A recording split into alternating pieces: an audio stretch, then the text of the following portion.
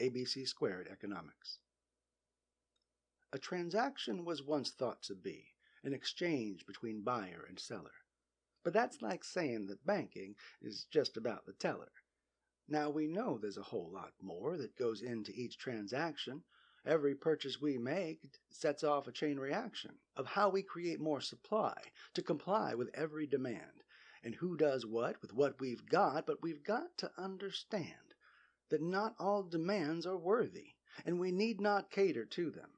Some cater to lower vibrations, and scientists have proven that life exists outside the bounds of our mythical free market, and a higher quality of life should really be our target.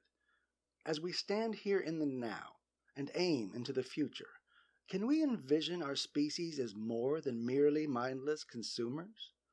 While it's true that when you appeal to our base desires and spur it along with manipulation, we'll follow along and buy what you're selling, and we'll often give in to temptation.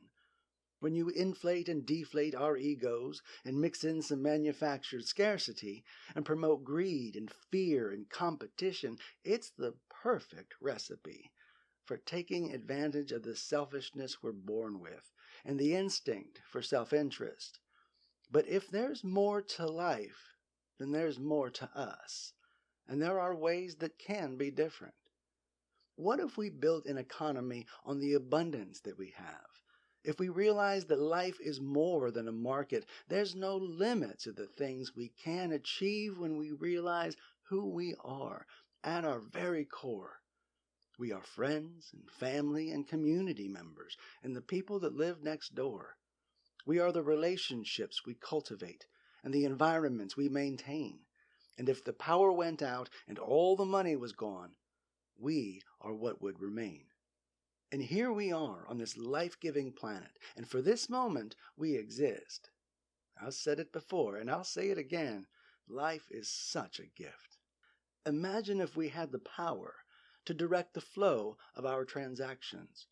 What if we could guide our money to make what we want happen? What if, when we were paid, our money was channeled automatically? Because when it all comes down to it, it's only information and energy.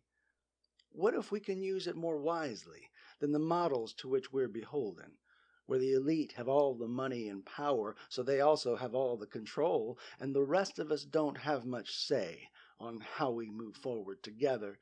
But based on the human innovation I've seen, I think we the people can do better.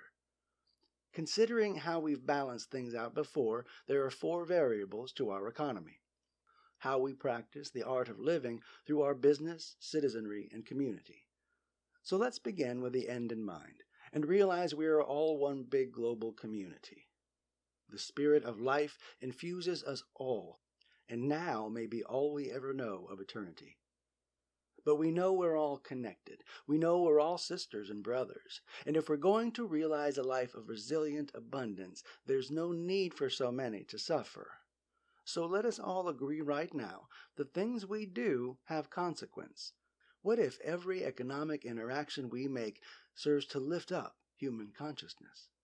As churches have done for ages with their tithes and other offerings, what if 10% of every transaction went to heal the world and alleviate suffering?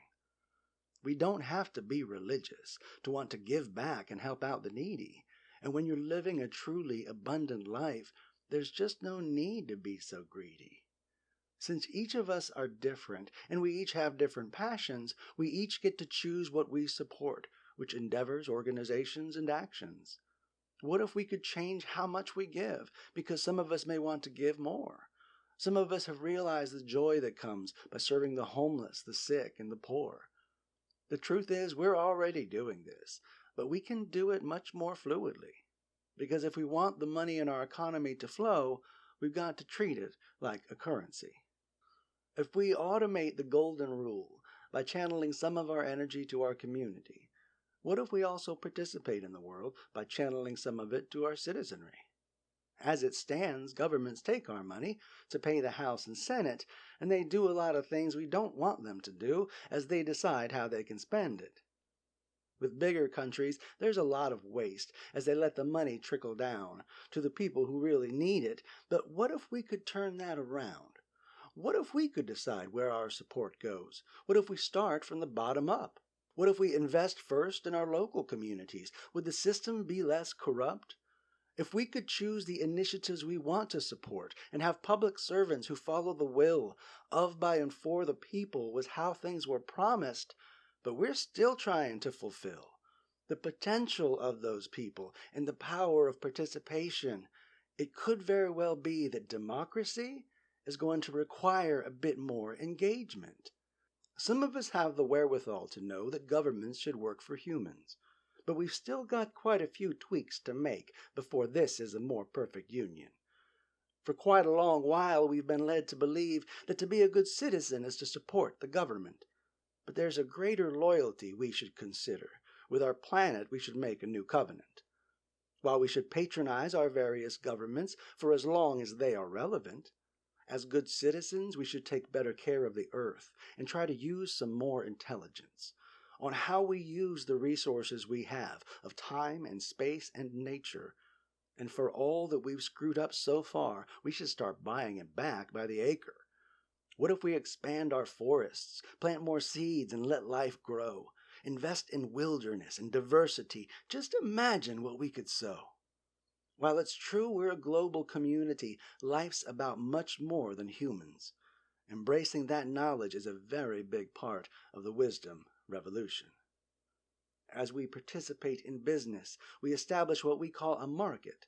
This is where we need to use our heads. We would be wise if we would hearken the lessons that history has taught us as we still continue to learn what we're actually capable of and how we should discern, where we put our attention and how we find our purpose, how we use our time and talent so that we can be of service, so we connect with like minds who like what we have to offer. We look for win-win situations so that both of us can prosper. Where we have not used business well is where it's a winner-take-all game. And history has proven that we do better when we collaborate. Much of the business we have going on right now is making a pretty big mess, and we seem to have made it our business to disdain and diminish our true wealth for sheer busyness. For the last 100 years, we've been the unwitting subjects of psychological marketing and advertising campaigns by people who are totally obsessed with ensuring that we're just good consumers who keep making garbage which makes them more money. And I know that it can get so much worse, and it is not going to be funny. When we've cut down all the rainforests and sucked up all the oil, where we can no longer drink the water or grow anything in the soil, and all that's left of humanity is this ledger of our accounting. And the silly belief that we control anything with our most ubiquitous art form is astounding. But there is a chance we can use this tool, and it could bring greater benefit if we can build on our nature to collaborate and not always have to be so competitive. As we've moved from industry to information, we became different types of consumers. And in the revolution we're spinning into, we've all become lifelong learners. Now that so many tasks have been replaced with artificial intelligence, let's promote humankind, empower education, and invest in our own excellence.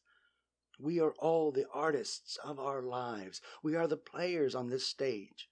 We color ourselves with emotions. We write a new beginning on every page. Our species is the only one that makes up all these stories. We constantly regale ourselves with fables and allegories. We tell the stories of the gods who came before to hammer everything out. And though we repeat these tales way down deep, we also have our doubts. We're told the story of creation and how all this was made for us. It does us little good to question it, so we just go along and trust that the leaders who say they're our leaders were placed there by some greater intelligence. But as we've come to realize, usually it's just dumb luck and happenstance. We tell stories about our differences. We've come up with races, class, and factions. But our most amazing story is one we all share. It is the most incredible of our abstractions. This unit of value we all agree to, this symbol we have of our unity. There is no other story that we'd rather tell than the one that we tell about money. Yet the story we've told in the past has been based on debt and based on scarcity. But we've gotten ourselves to the point where we can now move forward with much more artistry. The first thing we need to realize is we've made it all up to this point. After slavery was abolished, money was a pretty good tool to exploit the labor of the masses to serve the profits of a few. But with a growing class of billionaires, we should probably start anew. Eventually, we have to face the reality that we just can't pay our debt. Corporations and states have no feelings to hurt, so there's no reason to get upset. For the $247 trillion in debt we've created, I just don't think it's likely that we can pay all that back with the money we've actually made, which is, in the trillions, is only 90. For the time being, let's just deal with what we've got and see where the money has been damned. And then let's get that back into the flow and come up with a better plan. For anyone who has over $1 billion, let's get that back into circulation. If you think you need more than that to spend in this lifetime, you should be a mental patient. This obsession we have with this game of seeing who can snatch up the most, it's kind of pathetic that we enable this behavior just so they can boast. Some may say if we take away the right to be a billionaire, we'll lose the incentive, we'll lose drive and ambition. But I gotta be honest, I'm okay with that because I think we have an addiction. If selfishness is our highest virtue, and we honor nothing more than greed, then billionaires are perfectly fine. But personally, I think we need to honor people who don't need as much, people who just want to be, people who don't want to grind it or crush it, and don't always need to compete. People who want to make art and make friends, and who want to make every day count. People who don't need fortune and fame because they realize that life is about so much more than the things you collect. It's the things that you give and let go. It's about the love you share and the ideas you spread and finding yourself in the flow. And I don't think the new economy should be just about how much we can purchase. I think the goal we should all be striving for is empowering one another to find purpose. So let's get the excess from the top and put it where it's needed, and let billionaires be the leaders we need by directing the flow to the people. What if we had an income that was basic and universal, just so we can alleviate poverty and ensure that every person has enough to participate in the economy that we're building, and empower people to build a life and not just make a living? After all the money in the world was made with resources to which we all have claim. So let's reset and redeal with more understanding and wisdom and let humanity start a new game. What if we just paid people to be the artists of their lives? You're paid to show up and just be yourself. But if you're inspired to apply your attention and energy to other things, and you start to get ambitious, you learn whatever you need to know so that you can go about your business. You find allies and build relationships and network with other partners. You gain other opportunities and your income starts to get larger. And for every project you work on, invest yourself in a product that is digital. Soon you find yourself with a number of endeavors that produce an income that's residual. And you realize the more things that you do, the more that has to be done. And there's usually a bit of cleanup after you've had your fun. So you direct some of the flow you've created as the artist of your life to those who empower you to do what you do, organizations and other allies. For healing the planet and lifting up others, you get to be responsible by giving back and supporting the source that makes all of this possible. For a while I've had this idea about the technology of the future. But ABC Squared Economics is about more than just computers. It's a way to direct our energy toward what we really are. We are spirits living in bodies with fertile minds and wild hearts. And as we continue to realize the tools that are available to help us create the lives we envision, there is so much of which we are capable. Life is the gift that keeps on giving. To continue to be the artist of your life, find others to serve, and you'll find business. Be part of the greater community and participate as a citizen. Whatever role you're playing, always give your best performance, and soon enough you'll find yourself trading in ABC squared economics.